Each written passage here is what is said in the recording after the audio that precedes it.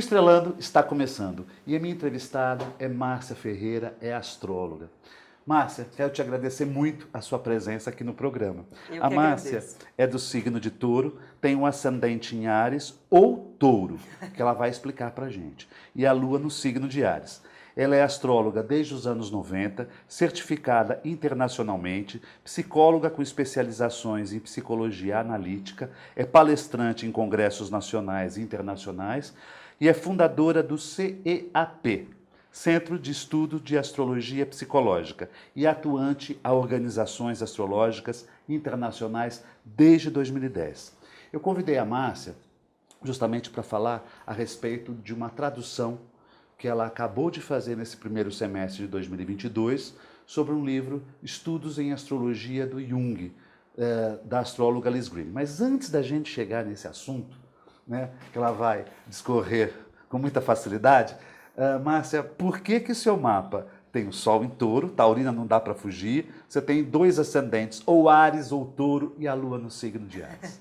Então, na verdade, eu acho os dois muito parecidos. Então, assim, psicologicamente eu não vejo tanta diferença. Porém, esse das 4h35, ele responde mais ao ascendente progredido, meio de céu progredido, com os eventos da minha vida, né? E foi feito a partir de uma retificação de hora lá em Gainesville, na Flórida, ele fazia o curso junto comigo e também ele era expert em retificação. Então eu uso assim,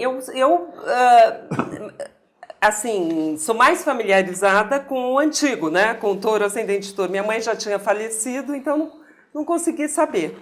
Mas eu acho os dois parecidos, sinceramente. Nossa, mas peraí. Você tem algum que você goste mais? Que a gente, já que você tem duas opções, você pode optar por uma delas.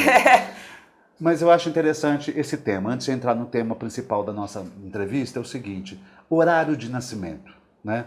A importância que existe no horário de nascimento. Porque, veja bem, em cada mapa praticamente tem 2 horas de diferença, né? O Sol e os astros todos se deslocam para outra região. Você conseguiu o seu horário de nascimento através de uma certidão? Foi de uma certidão e da memória da minha mãe, que ela falou que estava amanhecendo, né? Tá. E daí na retificação, que foi uma coisa técnica, deu um pouco antes, né? Deu... De 2 horas? Exatamente. Então, eu já estava identificada com outro mapa, então eu acho que isso também, o Touro, ascendente Touro, acho que isso conta muito também. Então eu olho mais assim com uma visão técnica para esse do ascendente Áries, mas não que eu me sinta, sabe? Ascendente em Áries. Não que eu me sinta mesmo. Interessante, sabe que nunca Mas me saber ocorreu. qual que eu prefiro? Não sei, porque eu acho os dois parecidos até. O regente do ascendente está na 12, nos dois. Então, acaba sendo, acho que até uma temática parecida. Entendi, interessante. Me fale justamente desse tema de hoje sobre o livro da Liz Greene, né? Da tradução. Então, eu acho que era um livro que estava faltando, né, Jorge? Porque há décadas que eu acho que a gente fica procurando situar aonde que está a astrologia na obra do Jung, não é verdade? No meio astrológico, a gente vê muita citação e todo mundo fala muito do Jung. No meio da psicologia analítica já não é bem assim. Então parece que tem como que um enigma, assim, aparece e some na obra dele a astrologia, apesar das evidências assim absurdas, né? Eu acho que precisava chegar uma pessoa com a bagagem, como é a Liz Greene, que é inegável. No meio astrológico eu não preciso nem apresentar, mas ela é... Eu gostaria. Posso? Ela é uma da linha da psicologia analítica, ela é formada nos anos 80, Isso. tem 2 doutorados em História e em Psicologia. Ela que fundou e coordena o CPA lá de Londres, né? CPA, que é o Centro de Psicologia, Analítica, né? Astrologia. Ela, enfim, ela foi tutora também na Universidade de Wales, lá com o Nicholas Campion. Ela tem inúmeros livros. Ela é a maior referência que a gente tem. tem. Ela é uma sumidade. Então, eu acho que precisava chegar alguém com a bagagem dela para acabar com tanto mito, tanta lenda e colocar, ela é virginiana, né, que a gente gosta disso, colocar os pingos nos is, exatamente assim, aonde que se situa a astrologia dentro da obra do Jung e a obra do Jung, a ligação dele com a astrologia, aonde que se situa no histórico da astrologia também, porque é importante tudo que ele contribuiu para a astrologia, né? Então ela teve acesso aos arquivos pessoais dele, com a família, com os filhos dele, coisas que nunca tinham aparecido antes, né?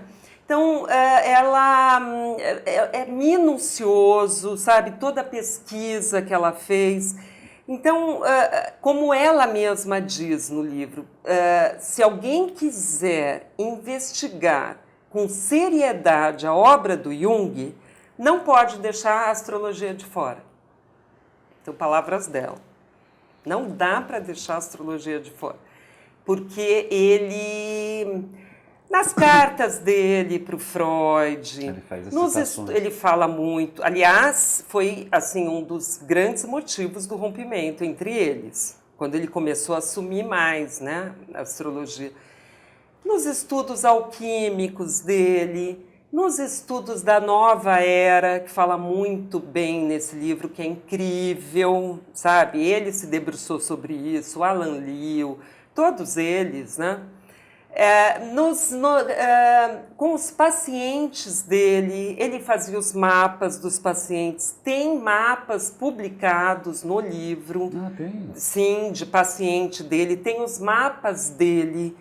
Tem os mapas do Alan Lee, tem o mapa do Alan Lee, tem o mapa de época, teve uma época que ele pesquisou muito mapa de época, é aquele que era Trutina de Hermes, que é o mapa da concepção.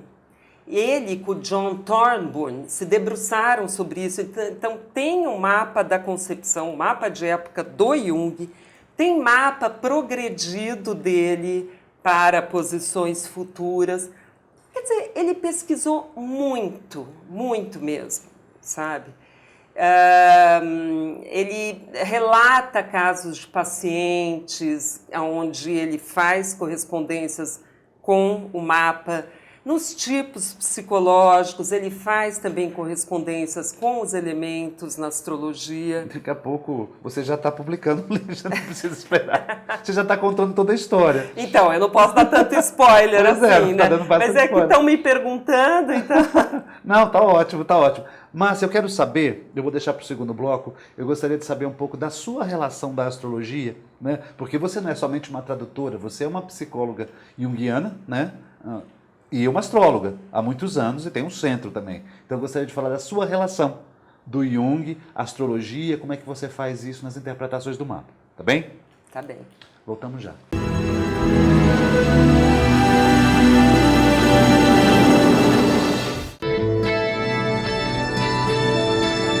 Apoio. Euro, materiais para construção e reforma. Praça dos Andradas 110, em Santos.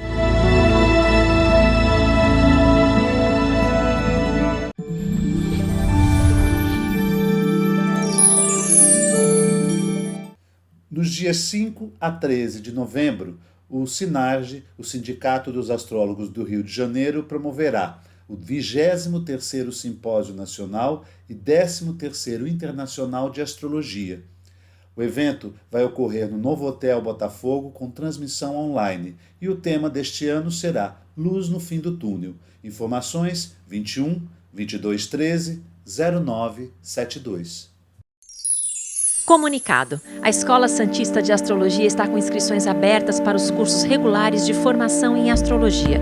Curso básico com turmas manhã, tarde e noite, interpretação de mapa astrológico, previsões e supervisão de mapas. A escola ainda oferece atendimento de mapas astrológicos e uma grande variedade de livros. Escola Santista de Astrologia, Rua Goitacazes, número 8. Telefone 3284-9714. Santos.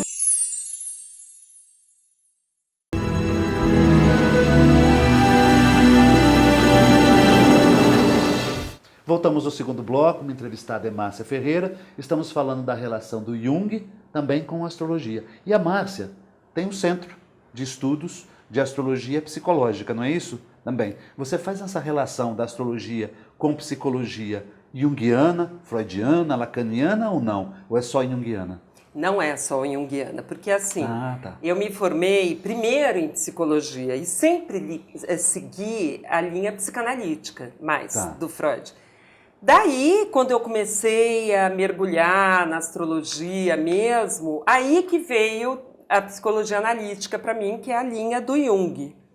Então, essa correlação, essas interfaces entre os dois campos, né, astrologia e psicologia, seja psicologia ou a psicanálise ou a psicologia analítica, eu acho assim apaixonante. Então, o meu centro de estudo sempre foi totalmente inspirado no Dallas Green, sempre foi uma referência para mim, sempre, sempre. E apesar até de que hoje em dia pode nem estar tão na moda, né? A astrologia psicológica está mais a tradicional, mas não adianta, eu sinto uma verdade, sabe? Em você entender a psicodinâmica, o que está acontecendo, que a personalidade não são características fixas, né? Tá, assim, acabou. Mas sim que existe todo esse diálogo. Ele chamava o Jung de deuses planetários, os planetas. É bonito, né? Deuses planetários, mas ele falava que a gente tinha que vivenciar os deuses planetários dentro de nós, que sempre ele remete para essa parte interna, né? Psíquica. É isso que eu procuro fazer, assim. Claro que a gente fala de eventos externos, óbvio, mesmo porque é uma correlação o tempo todo. Me exemplifica isto. Por exemplo, como que é viver um deus planetário? A gente tem um aspecto Mercúrio, né? Que é o deus, é o Hermes, é o negociador, é o que vai e volta, né? Como é que a gente poderia fazer isso na parte prática? Então, por exemplo, nesse livro tem uma hora que ela está relatando o caso de uma paciente que tinha uma quadratura de Mercúrio com a Lua. Tá. Dois rápidos, né? Exato. Então, para ele, então você vai meio que analisando o caso, e ele foi chegando que também ela faltava ar no mapa.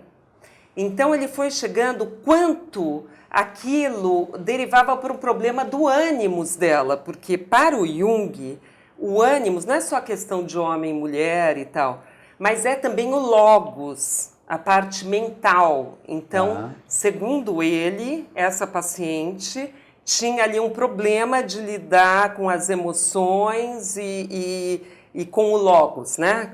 Uma exacerbação de uma coisa na outra e tal. Então, é como se fossem partes, eu vou vendo assim, partes da psique conversando, sabe? Esses deuses planetários. Então, por exemplo, às vezes num mapa, assim, os impulsos que são os planetas estão, às vezes um impulso está tão catexizado, tão solicitado, vamos supor o Mercúrio, como você falou, que ele acaba tomando conta do mapa, assim, daquele complexo, né? Acaba meio que vampirizando, assim.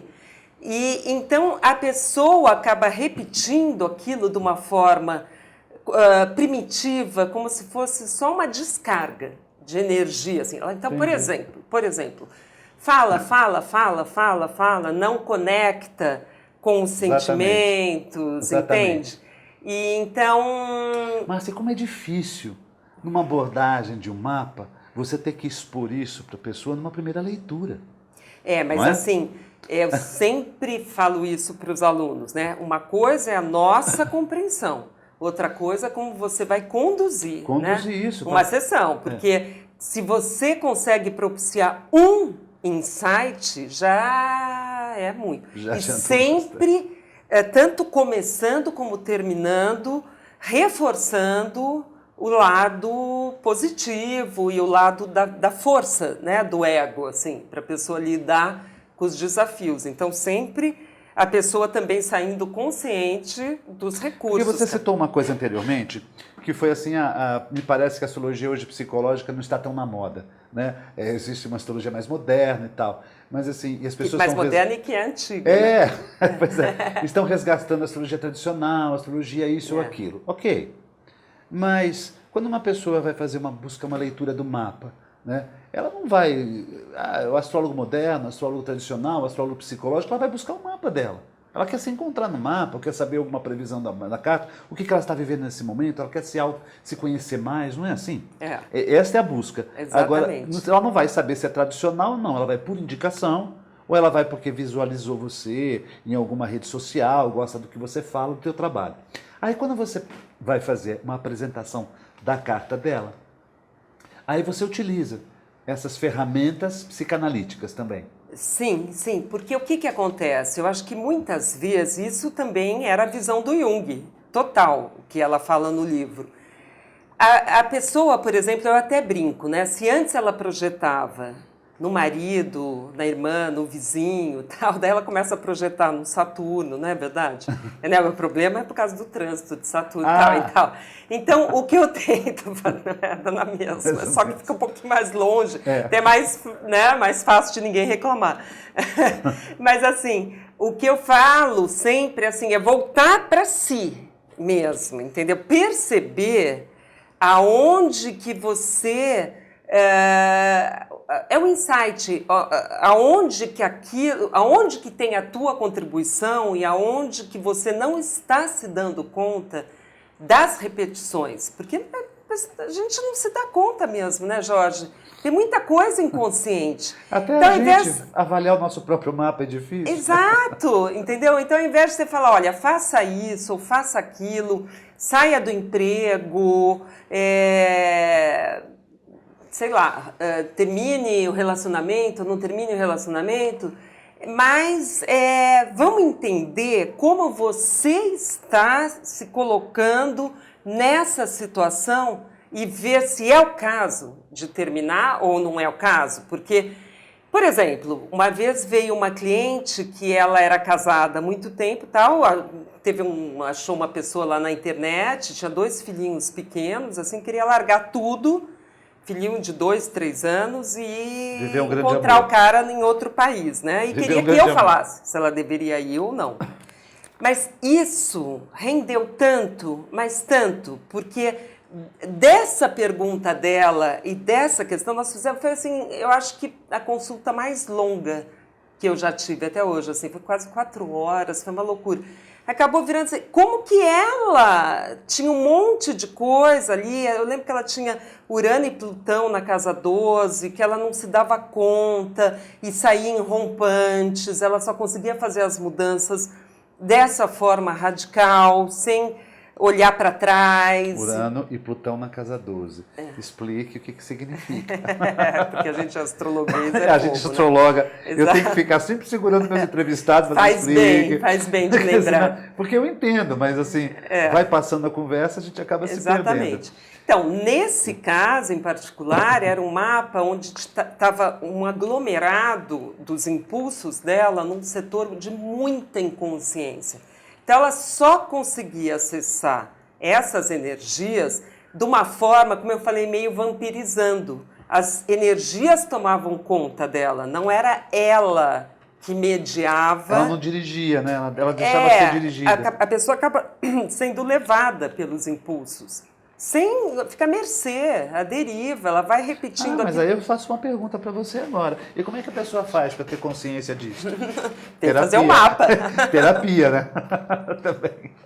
Eu acho que o mapa é o primeiro passo. O mapa dá cada insight, assim, incrível, maravilhoso, porque é o primeiro cair da ficha que a pessoa para. Tá. Não, eu não estou realmente sabendo nada do que eu estou fazendo na minha vida. Tudo eu atribuo ao outro, tudo eu atribuo aos eventos externos, tudo eu atribuo...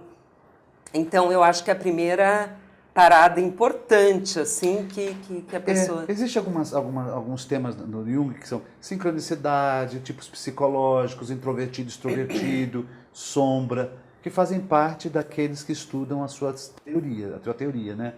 E que a gente também pode agregar isso na astrologia, né? Pode trazer esse conteúdo. Por exemplo, ele nesse livro fica muito claro como que ele entendia a astrologia como um sistema simbólico, assim, que mostrava todos esses processos cíclicos, né? E que, para nós, assim, que começam com os arquétipos, processos cíclicos, que se desdobram, se repetem e são pré-determinados. Ele teve muito essa compreensão da sincronicidade ou de uma simpatia entre os eventos, é muito legal isso, e que nós chamamos de destino. Então, para ele, o mapa era um autoconhecimento fundamental, ele olhava no mapa para entender os pacientes dele, mas também essa questão do destino, é isso que eu me apaixono, sabe? Quando, assim, o que você veio fazer aqui, ele explorou demais isso. Ele falava muito das deusas que fazem teias, né? As moiras. As moiras, Haimarmin, ele explora muito Haimarmin. Que, então, isso tudo, você no mapa... Você tem essa ferramenta de mostrar todos esses desdobramentos.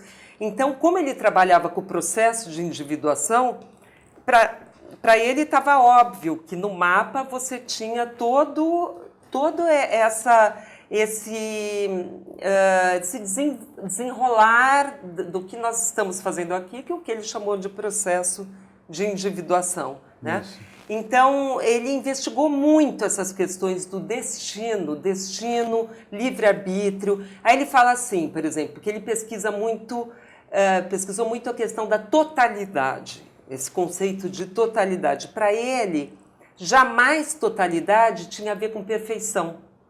Então, ele fala assim, que ele acha tão absurdo uma pessoa achar que ela vai superar e transcender todos os problemas do mapa dela, né? E não vai ter mais aqueles problemas, quanto a pessoa se vitimizar e falar que fica impotente por aqueles problemas, por aquilo que está no mapa e que ela não tem o que fazer em relação àquilo.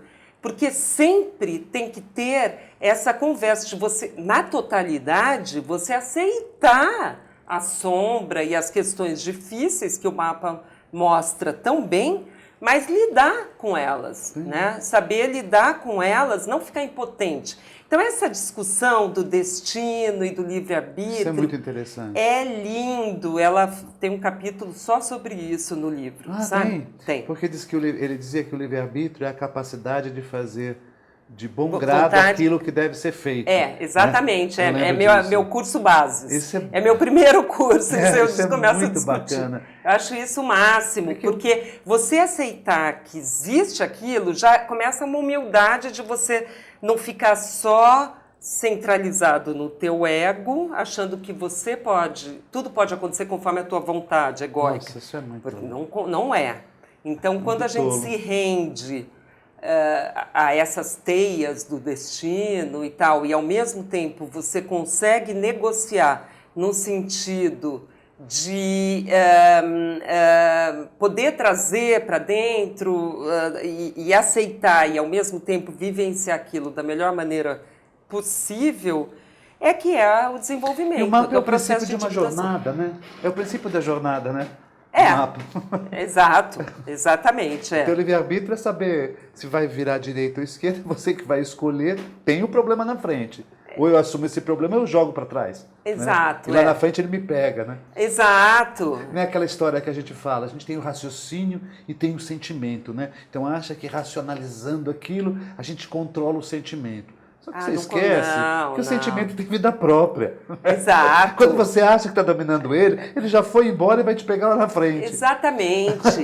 E assim, que a gente pode controlar tudo, porque simplesmente tem uma coisa, um item que as pessoas esquecem, assim, mínimo que o Freud falou, do inconsciente. Sim, sim. Então o inconsciente pega a gente no contrapé. Pegar, e depois veio o Jung e acrescentou o conceito do inconsciente coletivo, onde estão os arquétipos e tudo. Então, quer dizer, a gente não é tão dono, né? É uma ferida narcísica isso, né? Que a gente não é tão dono, assim, de tudo como a gente acha que é. E o mapa mostra revelador. Isso, não é? Márcia, a gente conversou de tudo, falou que você foi a tradutora do livro da Liz Green e tudo mais. Quando que saiu o livro? Boa! Deixei para finalizar o papo. Então, eu perguntei para a editora Pensamentos, porque vai ter o Sinarge, e eles me perguntaram se poderia já estar vendendo lá. E ela falou que eles estão correndo e tal, não conseguiu, mas que é para o segundo semestre. Eu acredito que sim, mas não dá para saber ainda. Mas vai sair em 2022. Se Deus quiser. Muitíssimo obrigado pela tua presença. Eu que agradeço. Obrigada. Muito obrigado mesmo Foi por ter dado essa entrevista. E para vocês, uma excelente semana a todos.